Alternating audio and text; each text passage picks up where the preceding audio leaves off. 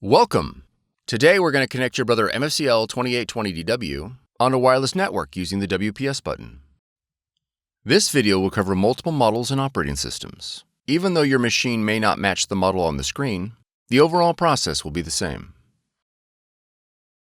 Wi-Fi protected setup, better known as WPS, will enable your Brother machine to connect to your wireless router with the push of a button. Before we begin, you'll need to verify that your wireless router has a WPS button. The router's WPS button may be located on the top of the router, on the front, or back.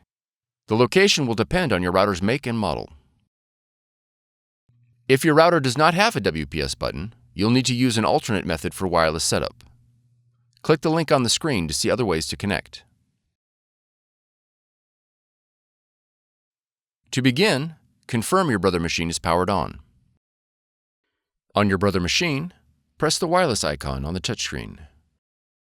Select the WPS option.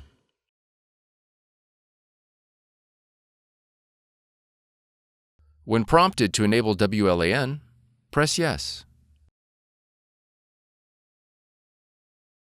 When the Start WPS screen appears, press OK. On your wireless router, press the WPS button.